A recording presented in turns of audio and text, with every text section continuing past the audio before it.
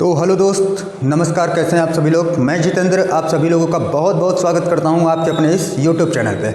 So friends, जैसा कि आपको पता है कि हम लोग क्लास में क्या करते हैं, तो प्रीवियस ईयर के क्वेश्चन को हल कर रहे हैं। तो प्रीवियस ईयर क्वेश्चन की सीरीज़ में आज हमारे पास क्वेश्चन है 27 जनवरी 2019 के सेकेंड शिफ्ट के क्वेश्चन हैं। क्लियर सी बात है। तो ये हमारी तीसरी क्लास होगी जो कि आपको रोज़ रात 8 बजे आपको मिलती है। कहाँ पर? यूट्यूब चैनल पे जिसका नाम है SPC क्लासेस। SPC क्लासेस के प्लेटफॉर्म पर आपको ये क्लास डेली मिलती है। अगर आप PDF की डिमांड करते हैं तो आपको PDF भी मिल जाएगी बहुत जल्द। तो शुरुआत करते हैं आज के अपने पहले क्वेश्चन पर। तो क्वेश्चन को देखते हैं कि हमारा क्वेश्चन कितना अच्छा क्वेश्चन और कितना आसानी के साथ इसको हम कर सकते हैं। ये रहा हमारे पास पहला क्वेश्चन, और पहला क्वेश्चन आपको दिख रहा होगा कितना सरल सा क्वेश्चन है। और ऐसा क्वेश्चन अभी तक आपने जो 2 क्लासेस की हैं उनमें हर एक क्लास में एक क्वेश्चन ऐसा मिला है। तो कह रहा है कि X के पास बैंक खाते में जमा रुपए कितने हैं, तो 100.82 रुपये जमा है। फिर कह रहा है कि 74.35 रुपये और जमा कर दिए गए, तो उसके पास टोटल रुपए कितना हो गया, 175.17 रुपया उसके पास हो गया। फिर कह रहा है कि उससे उसने कितना 50.17 रुपया अगर उसने निकाल लिया तो बचा कितना। ये पहले जमा किया तो जोड़ा, और जब निकाला तो घटा दिया, तो बचेगा कितना, 125 बचेगा। और 125 रुपये उसके पास अभी भी शेष बचे हैं, जिसमें से कह रहा है कि 5 रुपये की वो कितनी चॉकलेट खरीद सकता है। तो अगर एक चॉकलेट की कीमत 5 रुपये है तो 125 रुपये में 25 चॉकलेट वो खरीद लेगा। क्लियर सी बात है। तो बहुत आसान सा सवाल था और आसानी के साथ ही इसको कर लिया है। तो देखिएगा, बहुत आसानी के साथ आपको करना है। आपको बिल्कुल भी जल्दबाजी नहीं करनी है। जल्दबाजी करेंगे तो आप क्वेश्चन गलत भी कर सकते हैं, और क्वेश्चन सबसे ज़्यादा गलत कहाँ पे होता है, तो कैलकुलेशन में गलत होता है। ठीक है। कह रहे हैं न्यूनतम संख्या कौन सी है जो 12, 20 और 24 से विभाजित करने पर शेषफल कितना बच जाए, 8 बच जाए। तो कहने का मतलब तुमसे कह रहा है कि 12, 20 और 24 का आपको क्या निकालना है, LCM निकालना है। LCM मेरे भाई अगर निकालोगे तो कितना आएगा, 120। लेकिन LCM का मतलब क्या हुआ, 12 से भी पूरी तरह कट जाएगा, 20 से भी कट जाएगा, 24 से भी कट जाएगा। अगर हम इसको 8 दे दें, जो शेष बचना था, अगर 8 दे दें तो हमारे पास संख्या कौन सी बनी, 128। अब किसी भी संख्या से भाग दोगे तो 8 ही शेष बचेगा। तो आंसर हमारे पास कितना आ जाएगा, आंसर आ जाएगा 128 आंसर आ जाएगा, जो कि क्लियर आंसर होगा। चलिए अगले सवाल पे बात करते हैं। तो अगला सवाल ये रहा हमारे पास, त्रिगुणात्मक अनुपात। तो एक चीज़ ध्यान देना, अगर इसके पहले वाला वीडियो आपने देखा होगा तो उसमें था घनानुपात और यहाँ पर है त्रिगुणात्मक अनुपात।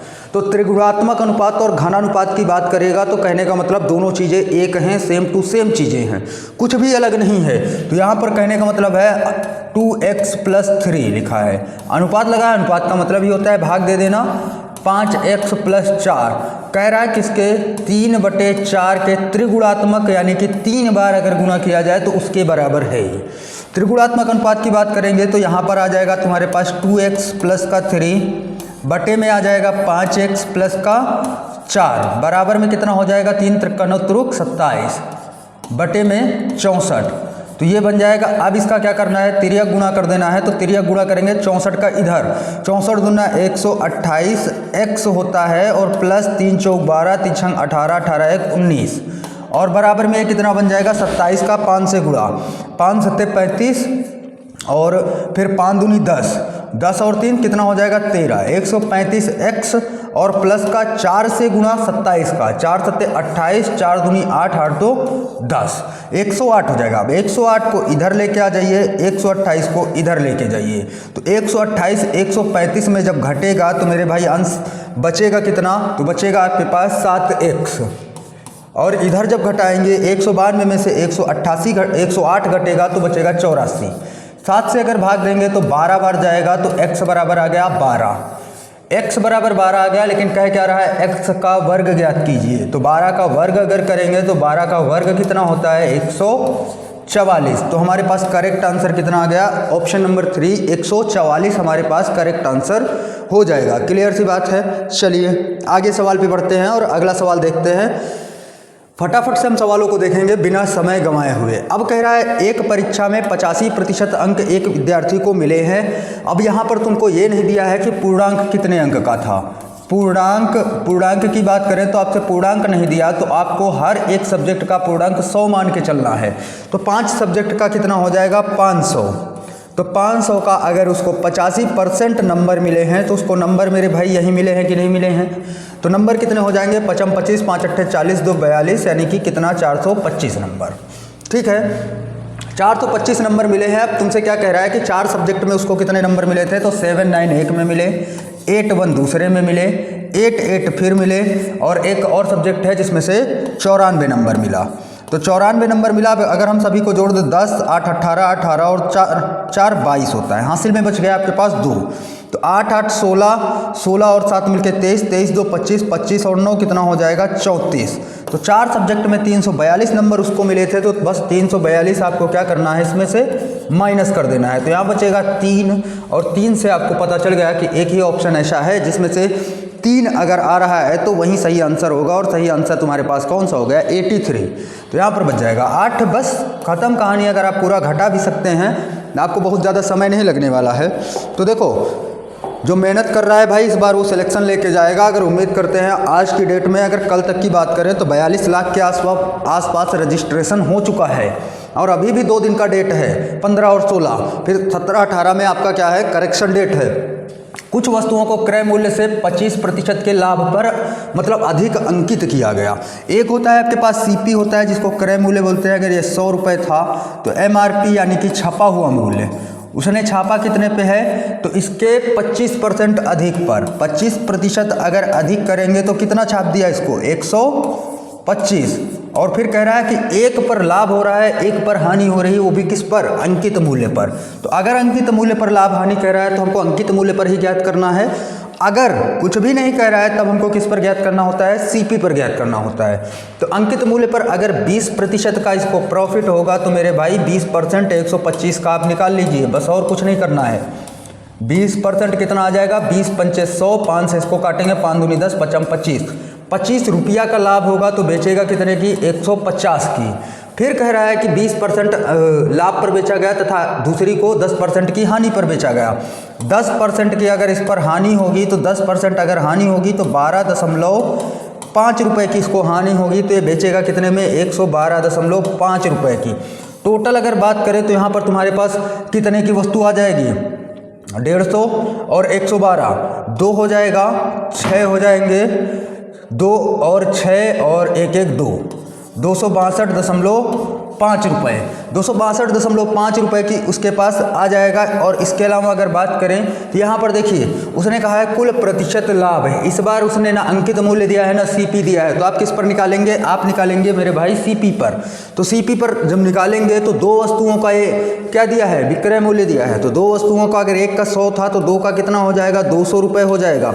200 से 262 में बेचा गया तो लाभ कितने का हुआ 62.5 रुपये का, और कितने में 200 में गुणे में क्या कर देंगे 100, 0 से 0 कट जाएगा, 2 से काटेंगे 31.25। तो आंसर हमारे पास कौन सा आ जाएगा ऑप्शन नंबर 4, 31.25 हमारे पास आंसर हो जाएगा, जो कि बहुत ही आसानी के साथ आप लोग इसको भी कर सकते हैं। क्लियर सी बात है। चलिए अगले सवाल पे बढ़ते हैं। तो अगला सवाल क्या है हमारे पास, अगला सवाल हमारा ये रहा, ये है अगला सवाल। और कह रहा है यहाँ पर क्या कह रहा है तुमसे कि 20% और 10% की 2 क्रमिक छूट। क्रमिक छूट से जब समतुल्य छूट निकालते हैं तो हम क्या करते हैं x + y माइनस का xy बटे में 100। ठीक है, तो यहाँ पर अगर निकालोगे तो 20 प्लस का 30, 20 प्लस का 10 और माइनस का 20 गुणे में 10 बटे में कितना हो जाएगा 100 हो जाएगा। 0 से 0, 0 से 0, 30, 30 में से 2 घट गए, कितना बचा 28% की छूट मिली। 100 की कोई वस्तु थी, 28% की अगर उसको 100 अगर एमआरपी था।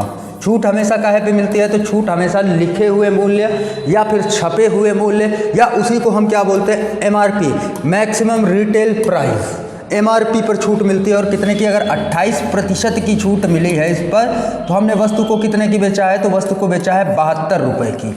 वही बात कह रहा है कि वस्तु को हमने कितने में बेचा है, तो 954 में। तो 72 की वैल्यू 954 54, एक की वैल्यू कितनी आ जाएगी 954 बटे में 72। निकालना क्या था अंकित मूल्य, अंकित मूल्य कितना था 100, तो 100 की वैल्यू कितनी आ जाएगी ये आ जाएगी। 9 से काटेंगे तो 9 72 होता है, 9 के 9 9 जीरो लगा दिया, 9 छाक 54 हो गया। 4 से काटा तो 4 दूनी 8, 25 चौको 100, 2 से काट दिया है कितना हो गया 53, तो हमारे पास आंसर कितना आ गया 53 गुणा में 25, तो 53 गुणा में आंसर कितना है 25, तो 25 दिया 75, और 75 से अगर बात करें तो एक ही ऐसा ऑप्शन है जिसमें से लास्ट में कितना है 5 है, तो 25 दिया 75, 75 में अगर बात करें तो एक ही ऐसा ऑप्शन है जिसमें से लास्ट में 5 है, 3 ऑप्शन में लास्ट में क्या है 0 है। तो 3 ऑप्शन आपको देखने की जरूरत नहीं, केवल आपको पता चल गया कि लास्ट में 5 आएगा तो आप आंसर कर सकते हैं और आसानी के साथ कर सकते हैं, आपको बिल्कुल कोई समस्या नहीं आने वाली। चलिए आगे बढ़ते हैं और आगे बढ़ के हम देखते हैं थोड़े से और क्वेश्चन को। ये रहा हमारे पास क्वेश्चन, एक निश्चित मूलधन पर 10% की दर से 2 वर्ष की अवधि का साधारण ब्याज कितना है, साधारण ब्याज और चक्रवृद्धि ब्याज का अंतर 1 रुपया का है, तो ये मूलधन ज्ञात कीजिए। तो तुमसे सीधी सी बात बोला है मूलधन ज्ञात कीजिए।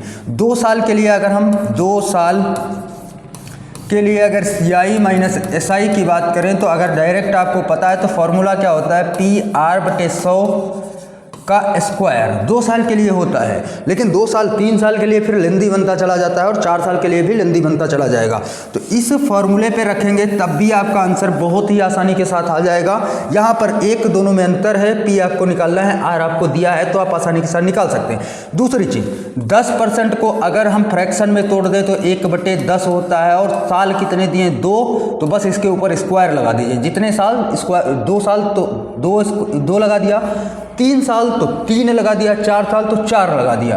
तो यहाँ पर करना क्या है हमको देखिएगा, अगर हमने मान लिया कि 100 रुपये था, पहले साल कितना मिला 10, दूसरे साल कितना मिलेगा 10 तो मिलेगा ही, लेकिन इस 10 का 10% यानी कि 1 रुपया। यही होता है CI और SI का अंतर। तो CI और SI का अंतर 1 दिया है और यहाँ पर भी 1 दिया है, तो उस हिसाब से मूलधन क्या बनेगा हमारे पास 100 रुपये हमारे पास मूलधन बन जाएगा, जो कि बहुत ही बेसिक सा आंसर बन जाएगा आपका। तो चलिए अगले सवाल की बात करते हैं, और अगला सवाल हमारे पास ये रहा। यहाँ पर देखिए 3 वर्ष का इस बार आपको मूलधन दिया है, आपको अंतर निकालना है। तो हमको सबसे अच्छा, अगर मैं आपसे बात करूँ तो ऐसे में हमको ट्री मेथड सबसे अच्छा, ट्री मेथड सबसे बेहतरीन सा मेथड होता है, जहाँ पर आपको ना फॉर्मूला याद करना है ना कुछ भी नहीं याद करना है। जैसे 2000 की बात करें, साधारण ब्याज क्या होता है हर साल बराबर होता है। अगर 10% के हिसाब से इसका मिलेगा फर्स्ट ईयर में तो कितना मिलेगा 200 रुपया, फिर दूसरे साल में मिलेगा तो 200 रुपया तो मिलेगा ही, लेकिन इस 200 रुपये पर भी 10% का ब्याज मिलेगा, वो कितना होगा 20 रुपया। फिर आ जाओ अगर तीसरे साल की बात करें तो साधारण ब्याज 200 रुपया तो मिलेगा ही, प्लस इस पर और इस पर 20-20 रुपया मिलेगा, तो टोटल मिलेगा 40 रुपया, प्लस इस पर मिलेगा तो कितना मिलेगा, इसका 10% मिलेगा तो 2 रुपया मिलेगा। अगर इसकी जो बराबर बराबर आपको दिख रहा है वो केवल होता है साधारण ब्याज। अगर हम इस पूरे को ऐड कर दें तो ये पूरा क्या हो गया चक्रवृद्धि ब्याज। अगर केवल और केवल इतने को देखें तो ये हमारे पास क्या है CI माइनस SI। तो CI माइनस SI 40 20 60 2 62, तो आंसर हमारे पास कितना आ जाएगा 62 हमारे पास क्लियर कट आंसर आ जाएगा। क्लियर है, तो 62 हमारे पास आंसर हो जाएगा, बिना कुछ सोचे बिना कुछ समझे आप इसका आंसर लगा सकते हैं। चलिए आगे बढ़ते हैं, तो आगे देखिएगा, आगे हमारे पास सवाल है ये रहा, साझा का सवाल है और हर सेट में पूछा गया है, यानी कि पुलिस का अगर मैं बात करूं तो फेवरेट क्वेश्चन है साझा CI SI। और अभी देखना कितने 4 5 6 जो फेवरेट हैं, हर साल आप किसी भी साल का उठा के देखिए आपको वो सवाल मिलेंगे ही मिलेंगे। तो कोशिश करिए कि उन सवालों पे फोकस करिए। XYZ 3 लोग हैं, X Y और Z, 3 लोग हैं तुम्हारे पास, X है Y है और Z है। अब कह रहे हैं तीनों को टोटल अगर लाभ की बात करें तो लाभ हो रहा है टोटल 3000 रुपया का। ठीक है, X का हिस्सा Z की तुलना में 400 रुपया कम है। अगर इसको मान लूँ मैं A रुपया मिलता था तो इसको इससे 400 रुपया कम मिलता है, तो A माइनस 400 रुपया इसको मिलता है।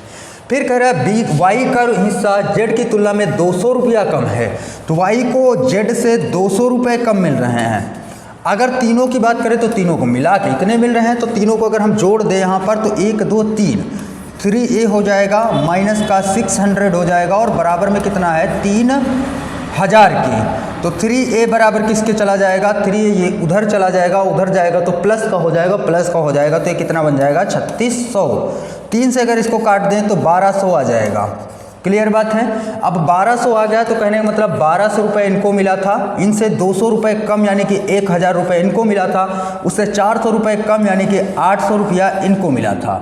अब इन्हीं तीनों का तुमको क्या करना है, अनुपात बनाना है। तो 2 से काटेंगे 2 0 2 0, फिर 2 से काटेंगे ये 4, 2 से काटेंगे 5, 2 से काटेंगे ये 6, तो आंसर हमारे पास कितना आ जाएगा, 4 5 6 का हमारे पास आंसर आ जाएगा। क्लियर सी बात है, 4 5 6 का हमारे पास क्लियर आंसर आ जाएगा। चलिए आगे बढ़ते हैं और अगले सवाल को देखते हैं।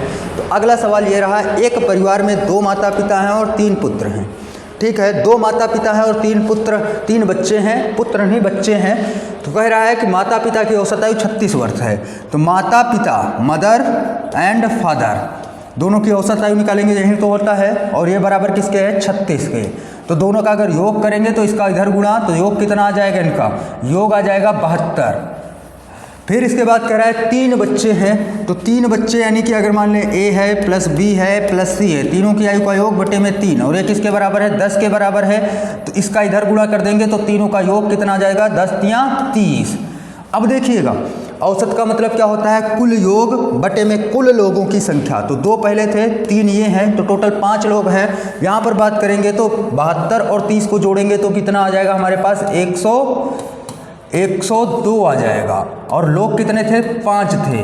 5 से गुणा करेंगे, 5 दूनी 10, 0 लगा लिया, 5 को 20। तो आंसर हमारे पास कितना आ गया, आंसर आ जाएगा 20.4। क्लियर सी बात है, 20.4 आ जाएगा। तो एक बार ध्यान से देख लीजिए, माता और पिता की औसत आयु 36 वर्ष है, मतलब माता की भी 36 पिता की भी 36, तो टोटल योग दोनों का कितना आ गया, 72। 3 बच्चों की औसत आयु 10 वर्ष है, तीनों बच्चों का योग कितना आ जाएगा, 30। अब औसत का मतलब क्या होता है, सभी का योग बटे में कुल लोग कितने हैं। तो सभी का योग किया इन दोनों लोगों का, तो 102 आया। 2 माता पिता थे, 3 बच्चे थे, तो टोटल लोग कितने थे, 5 लोग थे। भाग दिया कितना आया, 20.4। क्लियर सी बात है, 20.4 हमारे पास आ गया। चलिए अगला सवाल देखते हैं। अगला सवाल हमारे पास ये रहा, कह रहा है 18 वस्तुओं को 15 रुपये के औसत मूल्य पर बेचा जाता है, प्रत्येक 12 वस्तुओं का क्रय मूल्य आपको 16 रुपये दिया है। चलिए 18 वस्तुएं हैं, 18 वस्तुएं हैं और प्रत्येक को 15 के हिसाब से अगर बेचा जाता है तो हम कितने की बेच देंगे, 15 अट्ठे कितना होता है, 15 छक्का 90, 15 सत्ते 105, 15 अट्ठे 120, हासिल में आया 12, 15 एकम 15, 15 और 12 मिलके कितना हो जाएगा 27, यानी कि 270 रुपये की सभी को अगर बेचा है 18 वस्तुओं को, तो इतना आया तुम्हारे पास कीमत। फिर कह रहा है कि प्रत्येक 12 वस्तु का क्रय मूल्य कितना है, 16 रुपये। तो 12 वस्तु का क्रय मूल्य है 16 रुपये, तो 16 दूना 32, 16 एकम 16 और 3 19, 192 रुपया हमको यहाँ से कलेक्ट हुए। फिर कह रहा है यदि लाभ हुआ न हानि, यानी कि 270 की खरीदा था तो 270 की ही बेचा है। तो कह रहा है 6 वस्तुओं का क्रय मूल्य ज्ञात कीजिए। तो 192 अगर इसमें से हम घटाएं तो हमारे पास आंसर कितना आ जाएगा, यहाँ पर 8, और यहाँ पर कितना बचेगा, 16 में से 9 जाएंगे तो 7 बचेगा, तो 78 बचेगा। ठीक है, तो कितना बच जाएगा, 78 बच जाएगा। और 78 रुपये कितनी वस्तुएं हैं, तो 6 वस्तुएं हैं। 6 को अगर काटेंगे तो 6 78 होता है। आंसर हमारे पास कितना आ जाएगा, यहाँ पर भी आंसर हमारे पास 13 रुपये बन जाएगा। क्लियर सी बात है, 13 रुपये यहाँ से भी आपका आंसर बन जाएगा। तो बहुत इंपॉर्टेंट सवाल है, यहाँ से भी एक क्वेश्चन आपका पूछा जा रहा है औसत मूल्य से। तो लाभ हानि से आपका एक सवाल बनेगा कंफर्म है, इसमें से कोई दो राय नहीं है। तो बिल्कुल आप ये मत दिमाग लगाइएगा सारे क्वेश्चन जोड़ घटाने से ही आएंगे। तो जोड़ घटाने से क्वेश्चन आएंगे, लेकिन सारे क्वेश्चन तो जोड़ घटाने से नहीं बन सकते ना। ए किसी कार्य को 8 दिन में कर सकता है, तो देखेंगे आराम से, ए किसी कार्य को 8 दिन में कर सकता है, जबकि बी इसे 12 दिन में कर सकता है। और जब तीनों मिलकर इस कार्य को करते हैं तो कार्य कितने दिन में ख़त्म हो जाता है, तो 3 दिन में पूरा कर सकते हैं। तुमसे कह रहा है कि सी कार्य को कितने दिन में ख़त्म करेगा। तो एलसीएम लेंगे, जो एलसीएम होता है वहीं क्या होता है, टोटल वर्क होता है। तो 8, 12 और 3 का एलसीएम लेंगे तो आएगा 24। 24 लासा आ गया। तो ए की क्षमता इसमें से भाग दे के निकाली हमने, आई 3। बी की क्षमता निकाली, आई 2। तीनों की क्षमता निकाली तो आई 8। 8 में से देखिए ए और बी का मिला के कितना है, 3 + 2 तो 5 तो यही है। तो सी के पास कितना होना चाहिए था, 3 होना चाहिए था, तभी तो काम बनेगा। एक दिन में सी 3 काम करता है, उसको 24 काम करने में कितना समय लगेगा, तो 24/3। 3। आंसर कितना आ जाएगा हमारे पास 8 दिन, जो कि ऑप्शन नंबर कौन सा है, पहला ऑप्शन है। क्लियर सी बात है, बहुत आसान सा सवाल था और इसको आपको आसानी के साथ ही इसको करना था। चलिए आगे बढ़ते हैं थोड़ा सा। देखिए स्पीड का भी एक सवाल आपको मिलेगा, ये रहा। यात्रा पर जाने पर एक व्यक्ति ने 120 किलोमीटर की दूरी 60 किलोमीटर प्रति घंटा की चाल से तय की, तो टाइम बराबर क्या होता है, डिस्टेंस अपॉन में चाल।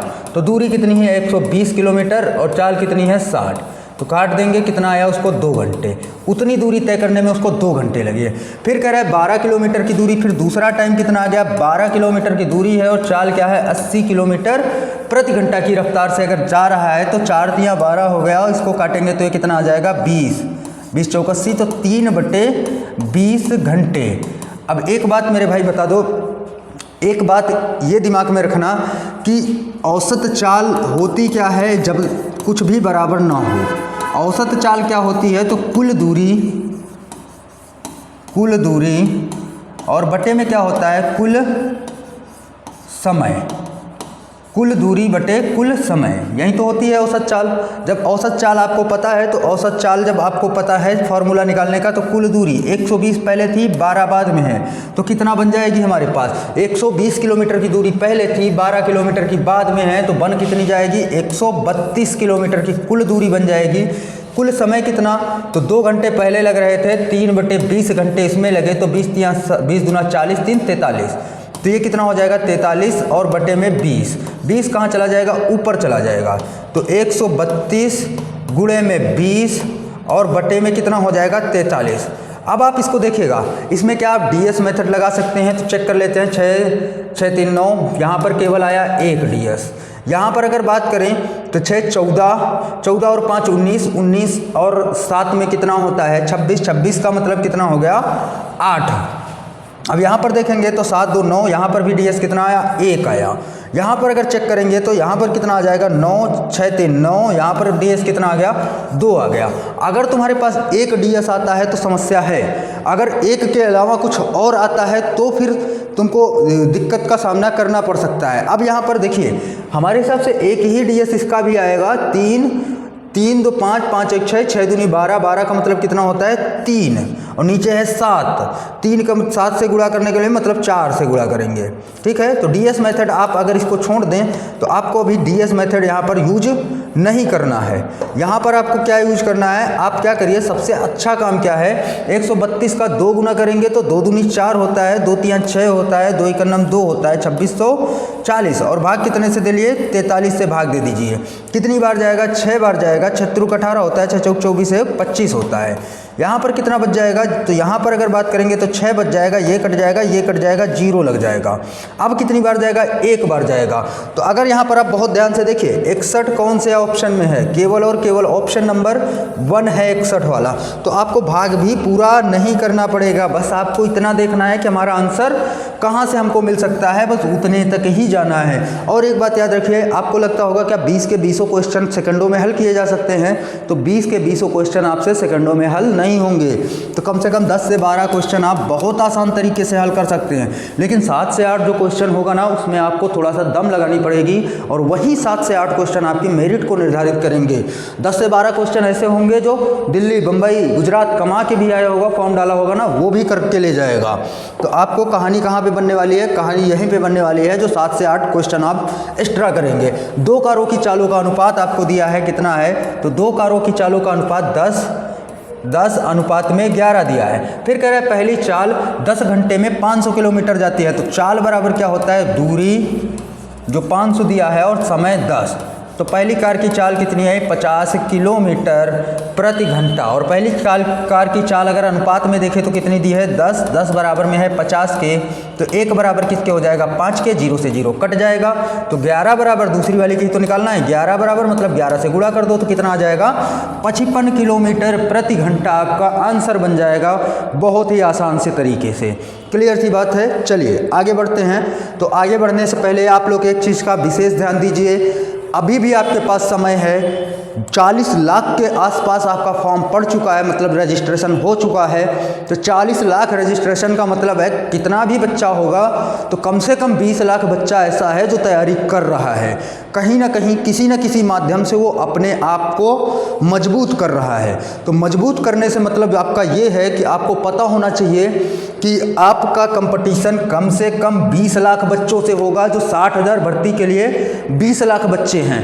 भर्ती तो बहुत बड़ी है लेकिन इतना आसान भी नहीं है। आपको लगता होगा इतना आसान भी नहीं है, आपको अगर लगता होगा 160-70 मेरिट में हो जाएगा, तो बिल्कुल नहीं होने वाला। ओबीसी की बात करें तो 200 नंबर से कम पे ओबीसी अपनी उम्मीद ना रखें। अगर आ भी रहा है तो केवल आपको फिजिकल ही दौड़ने को मिलेगा इतने में, इसके अलावा आपको कुछ भी नहीं मिलने वाला। क्लियर है? तो इस चीज़ का ध्यान रखना है आपको, ठीक है, इस चीज़ का आपको ध्यान रखना है। तो चलते हैं हम अगले क्वेश्चन की तरफ। क्वेश्चन क्या कह रहा है? 9 सेंटीमीटर त्रिज्या के एक गोले को 3 सेंटीमीटर त्रिज्या के एक बेलन में ढाला जाता है, तो बेलन की ऊंचाई ज्ञात कीजिए। मेरे भाई एक बात बताओ, अगर मैं आपसे बोल दूं कि मेरे पास 5 किलो का हथौड़ा है, उसको मैं पिघला के कोई दूसरी चीज़ बना दूं, तो क्या उसकी मात्रा थोड़ी बदल जाएगी? वो रहेगा तो 5 किलो का ही। जो आयतन इस गोले का होगा वही आयतन किसका होगा? तो वही आयतन बेलन का होगा, क्योंकि एक ही धातु से बने हुए हैं। पहले कुछ उसका आकार दूसरा था, फिर आकार उसका कुछ दूसरा हो गया। तो आयतन कभी नहीं बदलता, हमेशा बदलता है तो क्षेत्रफल बदलता है, आयतन नहीं बदलता। इस चीज़ का आपको विशेष ध्यान रखना है। तो आपका क्या होगा? गोले का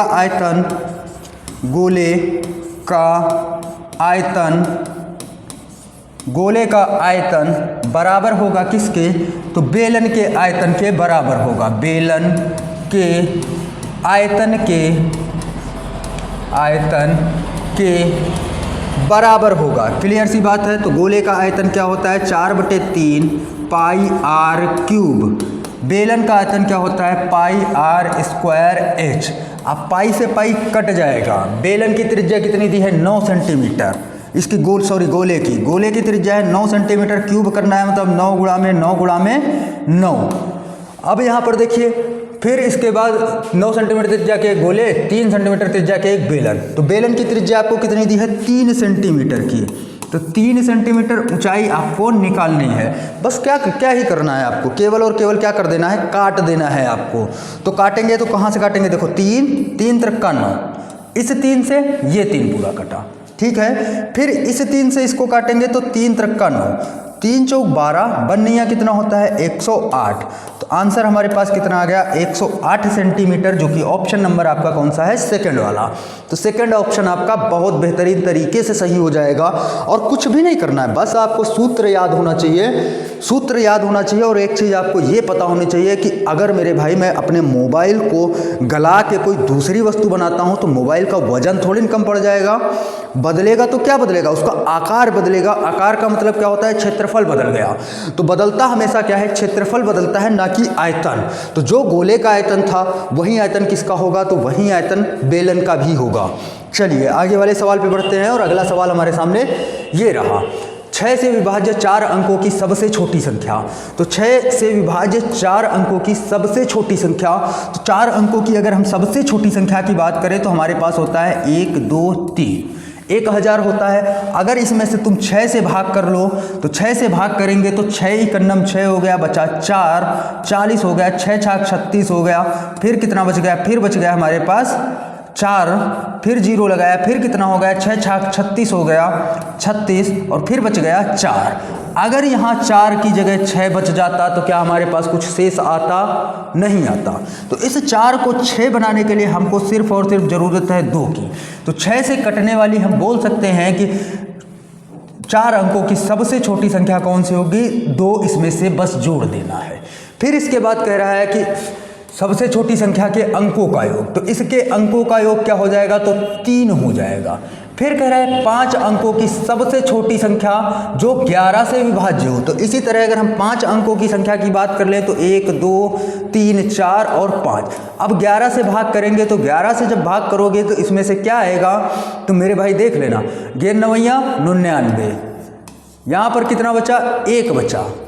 फिर यहाँ पर 0 आ गया, अभी जाएगा नहीं तो अभी फिर से 0 लगा लिया तो फिर 0 आ गया, तो फिर 99, फिर 99 लिख लिया, फिर से एक ही बचा। तो कहने का मतलब मेरे भाई क्या करना है, एक अगर आप इसमें से जोड़ दें, एक अगर आप इसमें से जोड़ दें तो आपका आंसर कितना आ जाएगा, सॉरी हाँ एक नहीं जोड़ना है मेरे भाई, इस एक की जगह अभी जहाँ पर क्या किया था, 4 की जगह आपको 6 बनाना था तो 2 जोड़ा था। एक की जगह अगर 11 बच जाता तो ये पूरा पूरा क्या होता, इससे इसमें भाग चला जाता। तो एक को 11 बनाने के लिए हमको कितना जोड़ना है, 10 जोड़ना है।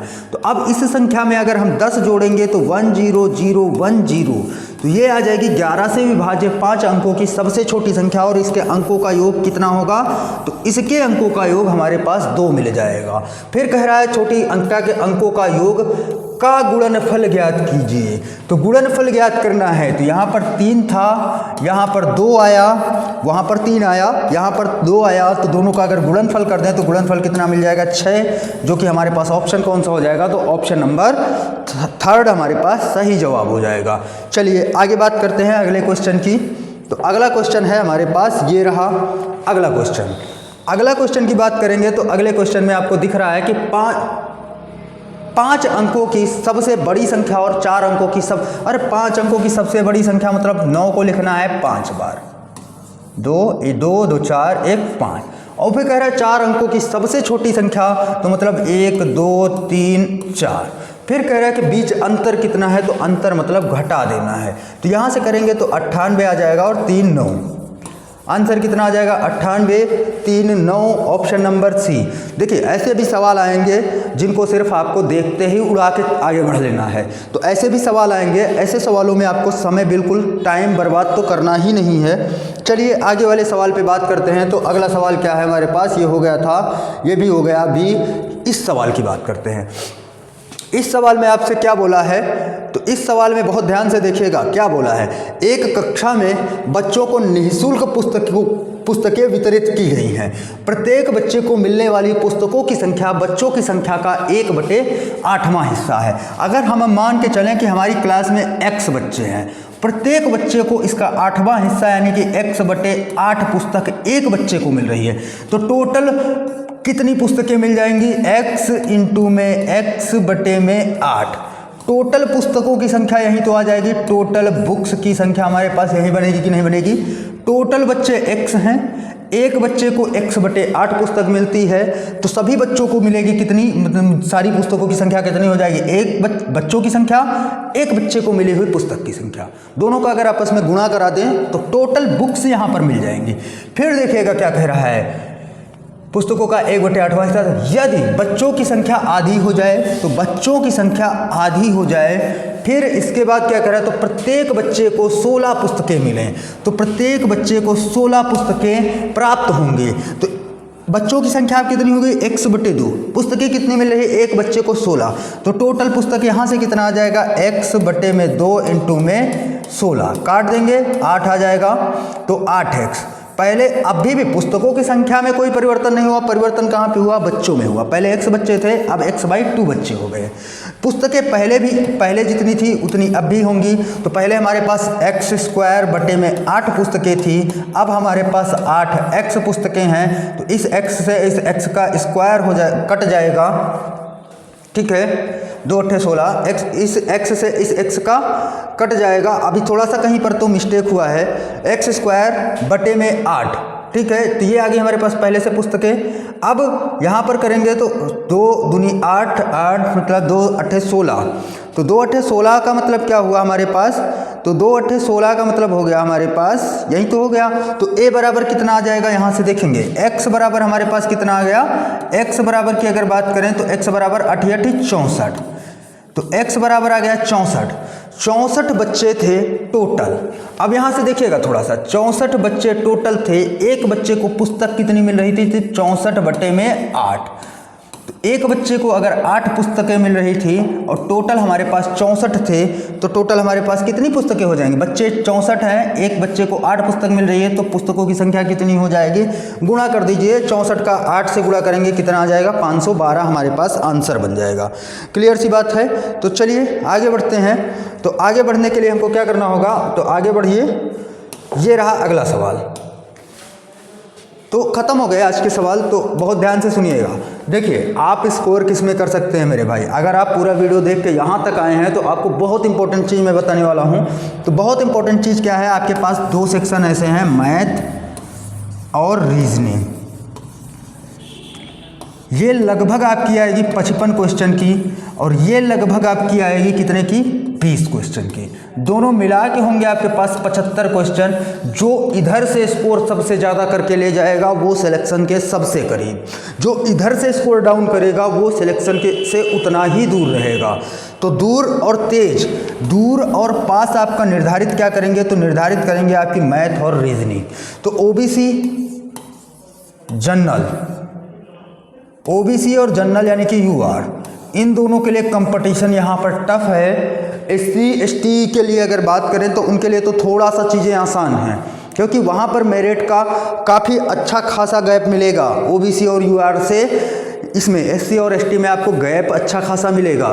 तो उस गैप को आपको नहीं देखना है, आपको अगर ओबीसी है तो ओबीसी फाइट करना है, यूआर है तो यूआर फाइट करना है। लेकिन आप अपना ये सोच के चलिएगा कि हम यूआर फाइट कर लेंगे तो हर उसमें सिलेक्शन है आपका। अब यहाँ से देखिएगा, यहाँ 75 में से अगर आप 65 क्वेश्चन भी कर लेते हैं तो 65 अगर आपने यहाँ से कर लिए मेरे भाई, क्या हिंदी में 30 नहीं कर पाएंगे?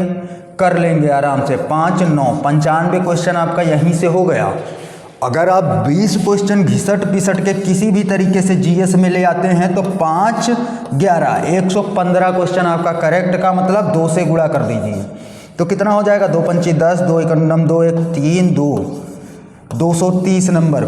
कोई माइकल लाल आपका सिलेक्शन नहीं रोक सकता है 230 नंबर पे। ये चीज़ आप बिल्कुल दिमाग में रखिएगा। तो आप एक मजबूत स्ट्रेटजी बना के चलिए और उस अनुसार आप तैयारी करिए, क्योंकि समय बहुत लिमिटेड है। तो इस लिमिटेड समय में आप कितना ज़्यादा कर सकते हैं ये आपके ऊपर डिपेंड करेगा। जो तेज दौड़ेगा सिलेक्शन वही लेके जाएगा, जो कछुआ की चाल से चलेगा, क्योंकि अब समय नहीं रहा कि आप कछुआ की चाल से चल के अपना सिलेक्शन ले लें। तो सिलेक्शन लेने के लिए आपको तेज दौड़ना ही पड़ेगा। अगर 18 फरवरी को पेपर होता है तो, अगर 18 फरवरी को ये पेपर नहीं होता है, पेपर 2 से 4 महीने अगर डिले होता है तो ये मान के चल लेना मेरे भाई 230 पे भी आप श्योर नहीं होने वाले हैं। आपकी मेरिट और बढ़ेगी क्योंकि बच्चे को और समय मिलेगा। अभी नए बच्चे को बिल्कुल समय ही नहीं मिला है तैयारी करने का। तो इसमें से जितना बेनिफिट ज़्यादा है तो वो है पुराने बच्चे को बेनिफिट। पुराने बच्चे ने तैयारी करी है बहुत अच्छे से, अगर 2-3-4 महीने से वो तैयारी कर रहा है तो उसके लिए बेनिफिट यहाँ पर सबसे ज़्यादा है। चलिए ठीक है, उम्मीद है आपको ये वीडियो अच्छा लगा होगा। अगर अच्छा लगा है तो चैनल को लाइक करिए, वीडियो को लाइक करिए, चैनल को सब्सक्राइब करिए। और हाँ, एक छोटी सी चीज़, बेल वाला जो आइकन होता है वो ज़रूर दबाइएगा। बेल वाले आइकन को अगर आप नहीं दबाते हैं तो आपको आने वाला नोटिफिकेशन नहीं मिलता है और फिर बाद में आप यही बात बोलते हैं कि हमारे में नोटिफिकेशन नहीं आया है। तो बेल वाले आइकन को ज़रूर दबाइएगा। अभी बहुत जल्दी आपको जीएस में कंप्लीट इतिहास का, प्राचीन भारत की मैराथन मिलने वाली है, आधुनिक भारत की मैराथन मिलने वाली है, मध्य भारत का मैराथन मिलने वाला है। तो मैराथन की क्लासेस आपकी बहुत जल्द स्टार्ट हो जाएंगी और बहुत जल्द से आपको मैराथन मिलने लगेगी। तो उम्मीद है आज का वीडियो आपको बहुत अच्छा लगा होगा। तो मिलते हैं आपसे नेक्स्ट वीडियो में। धन्यवाद।